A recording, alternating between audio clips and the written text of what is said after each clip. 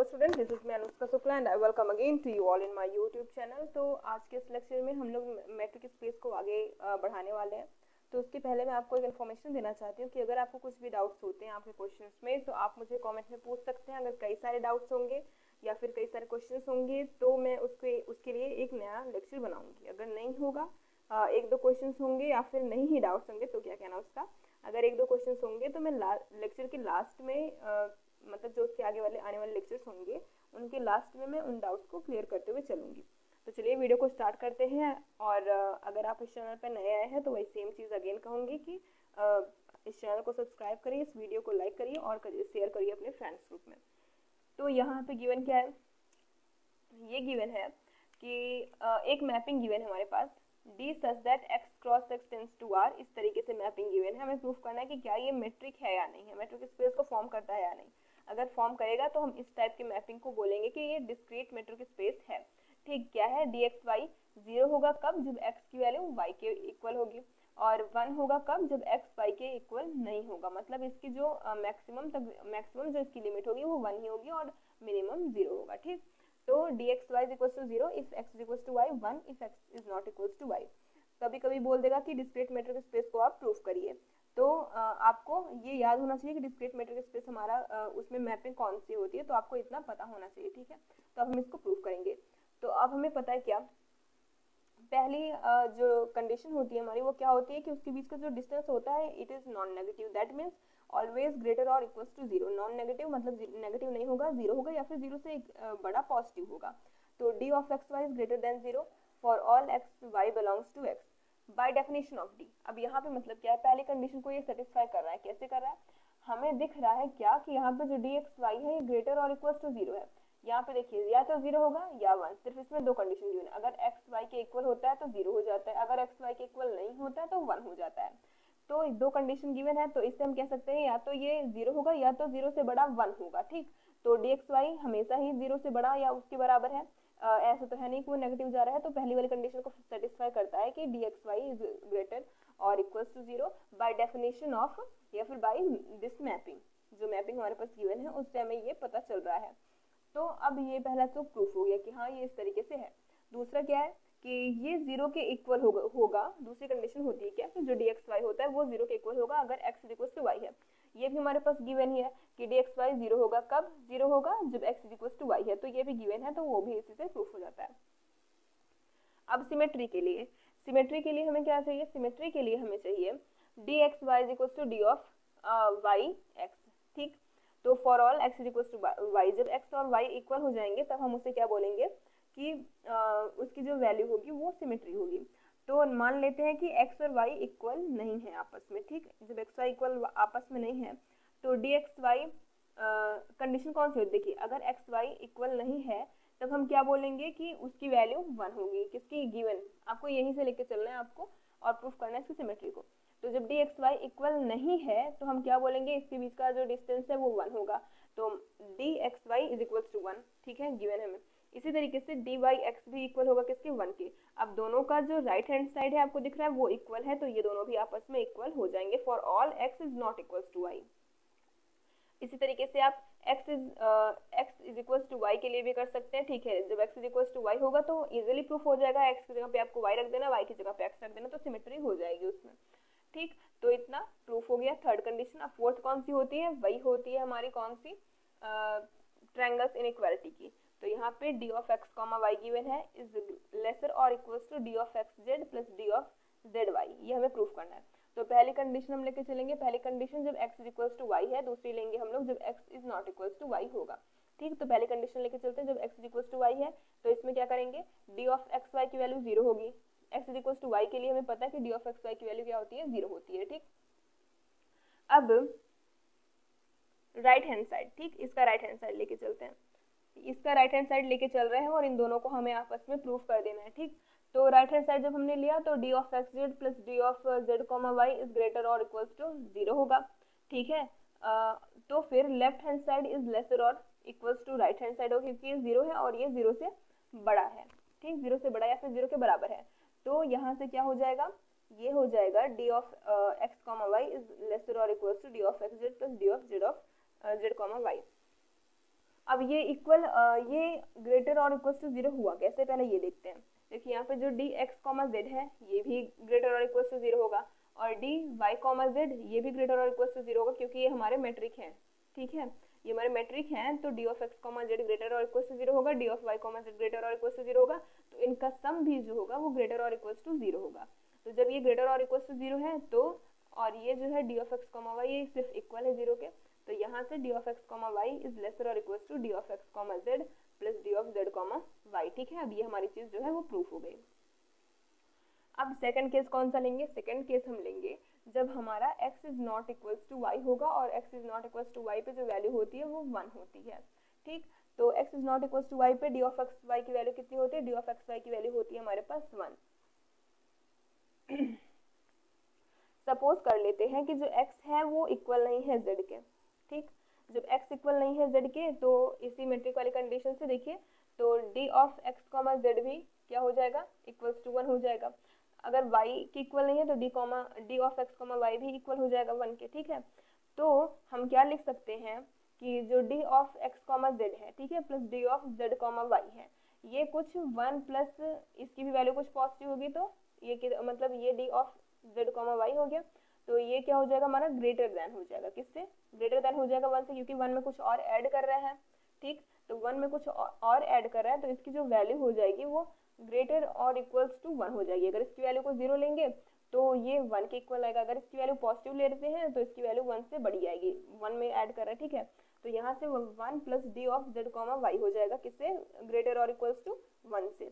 तो वही चीज, और 1 किसके इक्वल है, D of x comma Z के, तो यहाँ से क्या लिख सकते हैं, D of x comma Y, Y वाला ले रहे हैं ना, तो एक्स कॉमा वाई लेसर और इक्वल्स टू 1 की जगह पे रखेंगे D of x comma Z plus D of Z comma Y. ठीक है, तो यहाँ से आपको बात समझ में आई, क्योंकि ये देखिए ये भी 1 होगा हमारा, अगर हम क्या लेके चलते हैं, z is not equals to x, z x के इक्वल नहीं होगा, तो इस वाले मैपिंग से जो हमने अभी ऊपर देखा था वहां से क्या हो जाएगी, इसकी वैल्यू 1 हो जाएगी, इसकी वैल्यू। अब अगर हम इसमें z D of Z comma Y को ऐड करते हैं, इसकी वैल्यू 1 होगी, z इक्वल है y के, या फिर z नहीं है y के इक्वल, तो ये दोनों कंडीशंस के लिए अगर यहाँ पे 0 कर देंगे हम लोग, तो भी ये इक्वल आ जाएगा इसके। अगर 0 नहीं करते, कुछ पॉजिटिव लेते हैं या फिर 1 लेते हैं, तो इसकी वैल्यू ग्रेटर देन 1 हो जाएगी। तो इसीलिए हम क्या कर देंगे, D of x comma Y is greater और equal to D of x comma Z plus Z comma Y. ठीक है, तो ये हमारा क्या हो जाता है, प्रूफ हो जाता है कि ये एक मैट्रिक स्पेस को ये वाली मैपिंग बना रही है। अब हम लोग दूसरा देखेंगे, स्पेस एलपी। ठीक, तो ये स्पेस एलपी, इस पे बहुत सारे क्वेश्चंस एग्जाम में पूछे जाते हैं। तो इस टाइप के क्वेश्चंस जो हैं आपको बिल्कुल वही काम करना है जो अभी तक हम लोग करते आ रहे हैं, और कुछ इसमें करना है ही नहीं हमें। तो पहले ये समझ लेते हैं कि स्पेस एलपी हमारा होता क्या है। तो let X be a set of all real sequence, X हमारा सीक्वेंस है, ऑल रियल सीक्वेंस है हमारा, देखिए। ठीक है, और such that summation I is equal to 1 to infinity X I का पावर पी का whole power 1 by P is lesser than infinite, इसकी वैल्यू इनफाइनाइट से कम है। फॉर एक्स वाई बिलोंग करेगा हमारा किससे, एक्स से, जो हमने यहाँ पे सेट लिया है। We define X comma Y क्या हो जाएगा, I is equal to 1 to infinity mod of X I minus Y आई का पावर पी का 1 power P, so that D is metric on X. इसी को हम लोग क्या कहते हैं, स्पेस एलपी कहते हैं। ठीक, ये हमारा स्पेस एलपी को रिप्रेजेंट करता है। तो अगर हमसे पूछ लिया जाए कि हमें ये प्रूफ करना है कि क्या ये मैट्रिक स्पेस फॉर्म करता है या नहीं, तो कैसे प्रूफ करेंगे, चलिए देखते हैं। सबसे पहली कंडीशन तो हमारी ये होती है कि हमें प्रूफ करना होता है कि ये ग्रेटर और इक्वल्स टू 0 है। पहली summation I equals to 1 to infinity,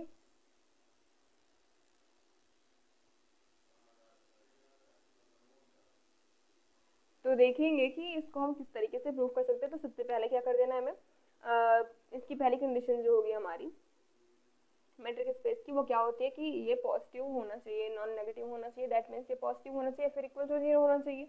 तो D of x comma Y is equal to, ये गिवन है हमारे पास, तो ये हमें पता है कि ऑलवेज ग्रेटर और इक्वल टू 0 होगा। क्यों, क्योंकि मॉड्यूलस में है, अगेन वही चीज आ गई जो मैंने आपको बताया था यूजुअल मैट्रिक स्पेस में। ठीक है, तो वहाँ पे एक्स आई माइनस वाई आई करके था, एक्स माइनस वाई करके था। ठीक है, यूजुअल मैट्रिक स्पेस में एक्स माइनस वाई या फिर एक्स आई माइनस वाई आई इस तरीके से करके, तो वहाँ पे हम इसको किस तरीके से प्रूव करते थे कि मॉड्यूलस में है तो मॉड्यूलस की सारी चीज़ें ऑलवेज ग्रेटर और इक्वल टू जीरो होंगी, तो ये भी ग्रेटर और इक्वल टू जीरो होगा, इसमें कुछ भी प्रूफ करने की ज़रूरत हमें नहीं है। अब दूसरे में ये कब हमारा जीरो होगा, इफ़ एंड ओनली इफ, कब और केवल कब, ठीक। तो यहाँ से एक्स आई माइनस वाई आई का पावर पी का whole power 1/p is equal to zero, तो यहाँ से कर देंगे 1 पावर पी को उधर लेके गए, पूरा ये सब किया तो एक्स आई माइनस वाई आई का पावर पी हो गया इज इक्वल टू जीरो, ठीक। समेशन रहने दिया, समेशन को भी जो लेके गए तो एक्स आई माइनस वाई आई का पावर पी भी हटा देते हैं, ठीक है। यहाँ पे जीरो तो सारा कुछ इधर चला जाएगा क्योंकि पी का पावर जीरो का पावर समथिंग करेंगे तो जीरो ही आएगा। तो यहाँ से अब देखते हैं क्या, X I mod of X I minus Y I is equal to zero, तो x I is equal to Y I हो गया और फिर X is equal to Y हो गया। तो ये जीरो कब होगा, जब हमारी कंडीशन होगी X is equal to Y, तो ये सेकंड कंडीशन को भी सेटिस्फाई कर गया। अब हमें इसमें मेट्रिक की जो सिमेट्री होती है वो प्रूव करना है सिमेट्री। तो सिमेट्री के लिए D of x Y is equal to ये गिवन है। अब यहाँ पे हम Y I minus X I कर सकते हैं, माइनस को कॉमन लेके माइनस बाहर जाएगा -1 तो वो अगेन पॉजिटिव ही रह जाएगा, तो D of Y comma X हो जाएगा क्योंकि मॉड्यूलस है, ठीक है। तो माइनस को कॉमन किया, x I Y I minus X I कर दिया यहाँ पे, तो ये क्या हो गया हमारा डी ऑफ वाई एक्स को रिप्रेजेंट करने लगा। अब सेम चीज आपको अब समझ में अच्छे से आ गया होगा कि हम लोग यहाँ पे कर क्या रहे हैं, ठीक। ये देखिए ये है यहाँ पे, तो Y I minus X I का पावर पी का 1 power P D of Y comma X, ठीक है। अब जो हमारा होता है क्या, ट्रायंगल्स इनइक्वालिटी, अब उसको प्रूफ करने के लिए क्या करेंगे, कोई भी एक दूसरा एलिमेंट ले लेते हैं, मान लेते हैं z जो बिलोंग करेगा हमारे किसी सेट से, और जब उससे बिलोंग कर रहा है तो यहाँ से हम क्या करेंगे, D of x comma Y, ठीक है। D of x comma Y जो है वो हमारा mod of X I minus Y I power P है। अब यहाँ पे बीच में हम लोग सब्ट्रैक्ट करेंगे एक्स आई जेड आई को और फिर ऐड करेंगे जेड आई को, सब्ट्रैक्ट और ऐड किया। अब फिर मॉड्यूलस को ओपन करेंगे, ठीक है। मॉड्यूलस को यहाँ पे ओपन करेंगे, देख लीजिए यहाँ पे हमने सब्ट्रैक्ट किया और यहाँ पे ऐड किया। अब इसके मॉड को ओपन करेंगे तो यहाँ से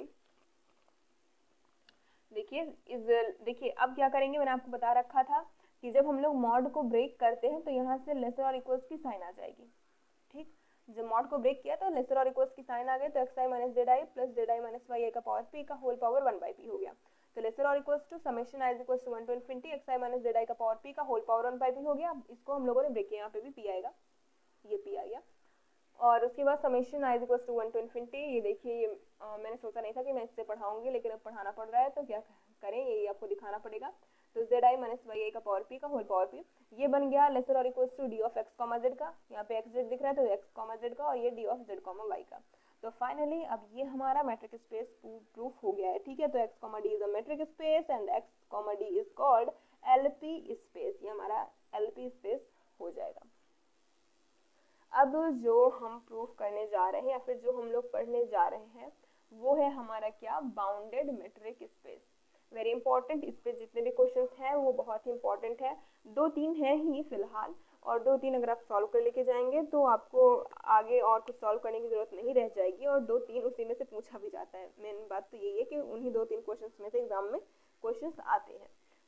तो और अगर आपका एक बार बेसिक कॉन्सेप्ट अगर क्लियर हो जाता है तो आपको उस क्वेश्चंस को सॉल्व करने में बिल्कुल भी दिक्कत नहीं आएगी। जैसा अभी आपने देखा मैट्रिक स्पेस को प्रूफ करने के लिए बस क्या करना था, वही ट्रायंगल्स इनइक्वालिटी थोड़ी सी होती है, उसमें जेड आई को ऐड करके जेड आई को सब्ट्रैक्ट कर देते हैं, बस इतना ही रह जाता है और उसमें कुछ भी प्रूफ करना हमें नहीं रह जाता, ठीक है। तो देखते हैं बाउंडेड मैट्रिक स्पेस हमारा होता क्या है। A metric space x comma d is said to be bounded, ये कब बाउंडेड होगा, if there exist k is greater than 0, अगर हमारा k कोई नंबर है जो ग्रेटर देन है 0 से, सच दैट जो हमारा डिस्टेंस होगा वो लेसर और इक्वल्स टू k होगा, मतलब ये अपर बाउंड हो गया, ठीक है। लोअर बाउंड तो है ही, 0 के नीचे जा नहीं सकता, नेगेटिव हमारा डिस्टेंस होगी नहीं, और अपर बाउंड हो गया, दैट मीन्स ये कुछ k के इक्वल या फिर k से छोटा ही होगा, k से बड़ा नहीं जाएगा, तो हम क्या बोलेंगे, बाउंडेड। अब आपको यही सुन के ही समझ में आ रहा होगा कि बाउंडेड का मतलब क्या होता है, कि आप बाउंड हो गए हैं, आप ऊपर से भी बाउंड हो गए हैं, नीचे से भी बाउंड हो गए, बाउंड हो गए, ठीक। तो बाउंडेड का मतलब यही होता है, जैसे अगर मैं बोलूं कि हमारे पास जो सेट डिस्टेंस गिवन है, ठीक है, एक डिस्टेंस है मेरे पास, अगर मैंने आपको बोल दिया कि आप 2 किलोमीटर जा सकते हैं, 4 किलोमीटर जा सकते हैं, 6 किलोमीटर जा सकते हैं, 7 किलोमीटर जा सकते हैं, 12 किलोमीटर जा सकते हैं, लेकिन आप इससे आगे नहीं जा सकते, ठीक है। तो मैंने क्या कर दी, यहाँ पे एक बाउंड्री को बना दी है कि हाँ आप 12 के आगे नहीं जा सकते, तो यहाँ पे आपको एक लिमिट देखने को मिल रही है। तो यही जो वैल्यू होगी k की वैल्यू, ठीक है, ये k की वैल्यू है। तो आपकी जो डिस्टेंस है एक्स वाई की वो लिमिटेड हो गई, या तो आप 12 तक जा सकते हैं, या फिर देखिए 12 तक मतलब उसके इक्वल, या फिर आप 12 के पीछे जा सकते हैं। आपका मन करता है तो 2 जाइए, 4 जाइए, 6 जाइए, 7 जाइए, इनमें से किसी भी पीछे जा सकते हैं। तो आप क्या हो गए, बाउंडेड हो गए। तो मेट्रिक स्पेस भी यही होता है, bounded metric space, that means आप बाउंडेड हो गए हैं। अभी तक बाउंडेड नहीं था, डिस्टेंस बढ़ सकती थी हमारी, लेकिन यहाँ पे कुछ के पॉजिटिव आ गया है। यहाँ पे देख रहे हैं के पॉजिटिव गिवन है, k is greater than 0, that means k positive such that d of x comma Y is lesser और इक्वल्स टू के हो जाएगा। तो चलिए देखते हैं इसके एक इम्पोर्टेंट एग्जांपल को। जो एग्जांपल हमारे सामने गिवन है वो है कि let D be a metric space on a non empty set X, let E such that x cross x tends to R, define as EXY is equals to minimum of 1 comma DXY so that E is a bounded metric on X। ठीक, अब इसका मतलब क्या हुआ, हमारे सामने कोई matric given है, क्या गिवन है, E x cross x tends to R, ये फंक्शन है, मैपिंग है। किस तरीके से डिफाइन की गई है, किसके बीच में जो डिस्टेंस है वो मिनिमम है 1 कॉमा DXY की। मिनिमम मतलब अगर इसकी वैल्यू 1 से बड़ी हो जाती है, ठीक, अगर इन दोनों में 1 सबसे छोटा है तब इसकी जो वैल्यू हो जाएगी एक्स वाई की 1 हो जाएगी। अगर इन दोनों में डी एक्स वाई छोटा है, डी एक्स वाई की वैल्यू 1 से छोटी हो जाती है तो मिनिमम तो इसकी वैल्यू क्या हो जाएगी, डी एक्स वाई हो जाएगी। बात समझ में आ रही है। जैसे अगर मैं यहाँ पे बोलूँ 2,3 का मिनिमम, तो यहाँ पे हमें दिख रहा है कि 2 जो है वो 3 से छोटा है, तो मिनिमम इसका 2 हो जाएगा। अगर मैं मिनिमम लूँ 4,3 का, तो हमें दिख रहा है कि 3 जो है वो 4 से छोटा है, तो इसका मिनिमम 3 हो जाएगा। तो वही चीज अगर मिनिमम ऑफ हम देखेंगे 1 comma D of x comma Y का, तो यहाँ पे मिनिमम 1 होगा। कब, जब 1 की वैल्यू डी एक्स वाई से छोटी होगी। अब हमें ये तो नहीं पता कि डी एक्स वाई की वैल्यू छोटी है या बड़ी है, लेकिन जब डी एक्स वाई की वैल्यू छोटी हो जाएगी 1 से, तब हम बोलेंगे कि इसका ई एक्स वाई की वैल्यू 1 होगी। कब, जब 1 जो है वो छोटा हो जाएगा डी एक्स वाई से, और ये एक्स वाई की वैल्यू क्या होगी, डी एक्स वाई होगी। कब, जब इसकी वैल्यू डी एक्स वाई की वैल्यू 1 से छोटी हो जाएगी। ठीक, तो अब देखते हैं ये सब चीज़ वही लिखी हुई है। 1 होगा कब, जब डी एक्स वाई की वैल्यू ग्रेटर और इक्वल्स टू 1 होगा, मतलब 1 की वैल्यू लेसर और equals to D x Y होगा। और डी एक्स वाई कब होगा, जब हमारा डी एक्स वाई की वैल्यू लेसर और इक्वल्स टू 1 होगा। मिनिमम अगर ये 1 से छोटा हो गया तो इसकी वैल्यू ये आएगी, अगर ये 1 से ये जो है इससे छोटा हो गया तो इसकी वैल्यू 1 आएगी। तो पहला केस लेते हैं, जब ई एक्स वाई इज लेसर और इक्वल्स टू 1 होगा, तो लेसर और इक्वल्स टू 1, तो यहाँ पे also E x Y is greater और इक्वल्स टू 0 होगा। ई एक्स वाई की वैल्यू ग्रेटर हमें दिख रही है, दोनों कंडीशंस में हमें ई एक्स वाई की वैल्यू ग्रेटर और इक्वल्स टू 0 दिख रही है। तो ई एक्स वाई की वैल्यू ग्रेटर और इक्वल्स टू 0, क्योंकि हमें पता है कि यहाँ पे 1 है, 1 0 से क्या होता है, बड़ा होता है। तो यहाँ से ग्रेटर और इक्वल्स टू 0 हम लिख सकते हैं, क्योंकि देखिए D x why always greater और इक्वल्स टू 0 होता है। और यहाँ पे ई एक्स वाई जो होगा वो एक्स वाई होगा, ई एक्स वाई जो है उसकी वैल्यू 1 होगी। यहाँ से देखिए जब डी 1 होगी कब, जब D x Y is lesser और इक्वल्स टू 1 होगा। ओके, तो 1 आ गया यहाँ पे, ग्रेटर और इक्वल्स टू 0, पहली कंडीशन को सेटिस्फाई ये कर गया।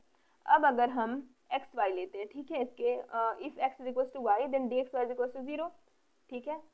अब यहाँ पे ये गिवन है कि जो डी है हमारा वो मेट्रिक स्पेस है, ये हमारे पास गिवन है, तो हम ये लिख सकते हैं कि डी एक्स वाई हमारा जो होगा वो ग्रेटर और इक्वल टू 0 होगा। ये आपको अपने ध्यान में लेते हुए चलना है, ऐसा नहीं करना कि एक बार तो इसको लेस दिखा रहे हैं, एक बार ग्रेटर दिखा रहे हैं। लेस दिखा रहे हैं, लेकिन लेस किससे दिखा रहे हैं, 1 से दिखा रहे हैं, ठीक है। ग्रेटर दिखा रहे हैं, किससे दिखा रहे हैं, 0 से दिखा रहे हैं। अब ग्रेटर दिखा रहे हैं, 1 से दिखा रहे हैं, उसकी कंडीशन है, लेकिन ये आपका हमेशा पॉजिटिव ही रहेगा, नॉन नेगेटिव नहीं होगा, पॉजिटिव ही रहेगा।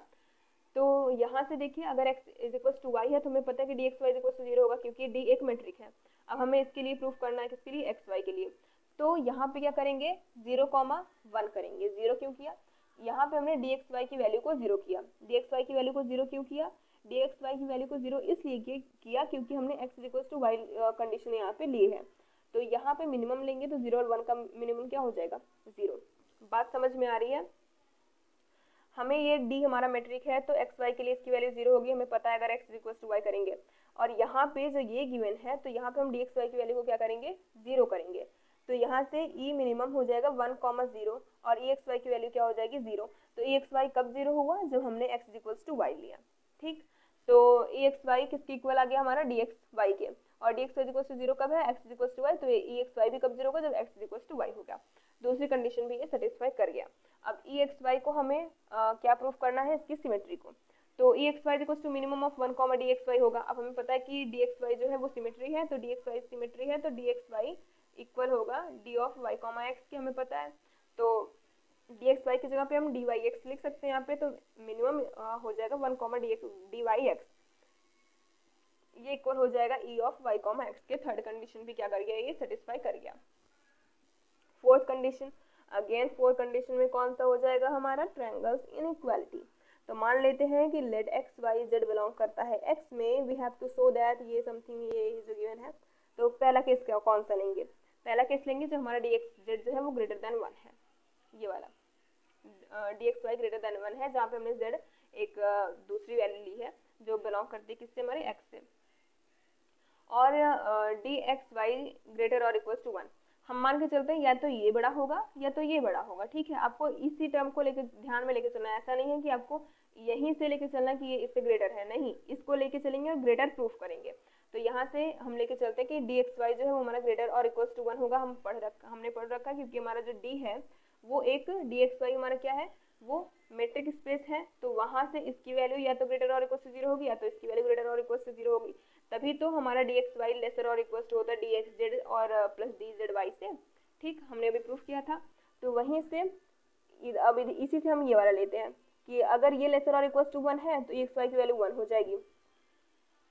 समझ रहे हैं, देखिए मैं आपको यहाँ पे करके दिखाती हूँ। देखिए D x Y is lesser और इक्वल टू क्या होगा, D x Z plus D of Z comma Y, ठीक है। तो यहाँ से डी एक्स जेड की वैल्यू लेसर और इक्वल टू 1 होगी, ठीक है, सॉरी ग्रेटर और इक्वल टू होगी। क्यों ग्रेटर होगी, क्योंकि ये इससे बड़ा है, ठीक है, इससे बड़ा है और इसकी वैल्यू क्या है, इससे छोटी है, तो ये लेस ग्रेटर और इक्वल टू 1 होगा। या फिर या डी एक्स वाई जो है वो ग्रेटर और इक्वल टू 1 होगा। तो अगर ये है तो हम क्या कह सकते हैं कि ये ग्रेटर और इक्वल टू है, that means 1 is less than D x Z, 1 जो है हमारा वो लेस है। तो अगर हम ई एक्स वाई में देखेंगे या फिर एक्स जेड में देखते हैं तो क्या होता है, minimum of 1 comma d x Z. तो यहाँ पे दिख रहा है हमें कि डी एक्स जेड की वैल्यू जो है वो बड़ी है और 1 की वैल्यू छोटी है, तो मिनिमम में इसका क्या हो जाएगा, 1 हो जाएगा। तो यहाँ से ई एक्स जेड की वैल्यू क्या हो जाएगी, 1। इसी तरीके से ई जेड वाई की वैल्यू क्या हो जाएगी, 1। बात समझ में आ रही है।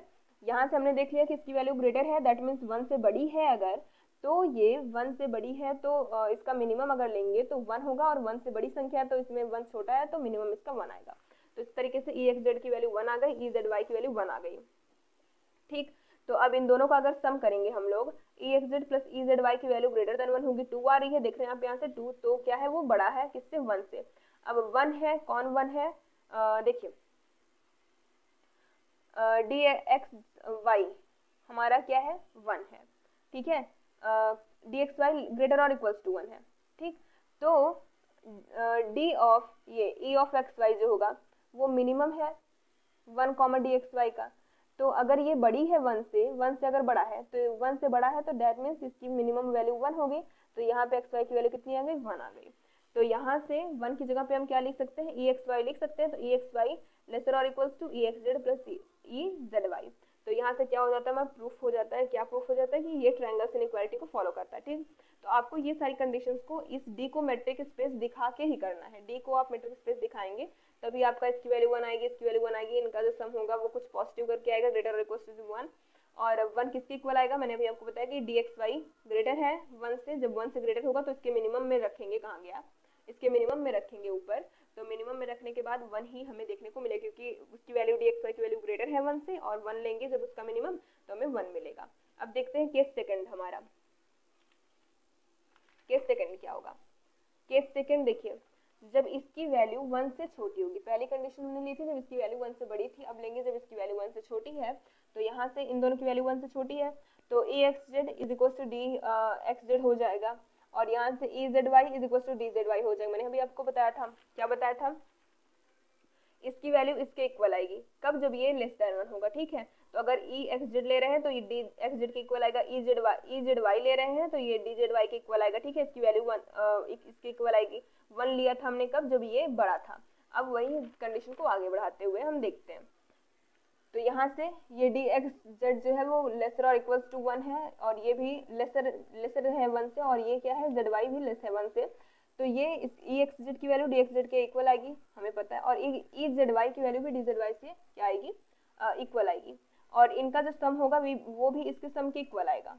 ठीक, अब हमें पता है कि इसका जो सम होता है वो लेसर और equal to D x Y होता है, क्योंकि ये एक मेट्रिक स्पेस है, डी मेट्रिक स्पेस है, और उसमें ट्रायंगल्स इनइक्वालिटी होती है, उसके थ्रू क्या हो जाएगा, ये डी एक्स वाई हो जाएगा, और लेसर और इक्वल्स टू इतने के हो जाएगा। अब ये इसके इक्वल है, ठीक है। अगर D x Y less than है 1 से, तो डी एक्स वाई किसके इक्वल हो जाएगा, ई एक्स वाई के, हमारी कंडीशन के थ्रू, ठीक है। तो यहाँ से डी एक्स वाई को हम किसके इक्वल लिख सकते हैं, ई एक्स वाई के। तो यहाँ से e x Z plus E Z y is lesser और equal to E x y. तो दूसरी कंडीशन भी प्रूफ हो गई, तो पहली कंडीशन पहले केस और दूसरे केस के लिए इसको हमने प्रूफ कर लिया। तो इस तरीके से हमने देखा कि ये हमारे एक मेट्रिक स्पेस को क्या करता है, सेटिस्फाई करता है, हमारी कंडीशन को, सारी की सारी कंडीशन को ये फुलफिल करता है। तो अब हम लोग देखेंगे क्या आगे, जो एक और क्या बचा है, हमारा एग्जाम्पल बचा है, बहुत ही इंपॉर्टेंट एग्जाम्पल है, उसको भी अच्छे से समझेंगे हम लोग इस वाले लेक्चर में, अगले वाले लेक्चर में, सॉरी। तो अगर आपको ये वीडियो अच्छी लगती है तो बिना आलस किए क्या करिएगा, इस चैनल को सब्सक्राइब करिएगा, और अपने फ्रेंड ग्रुप में अगेन शेयर करना मत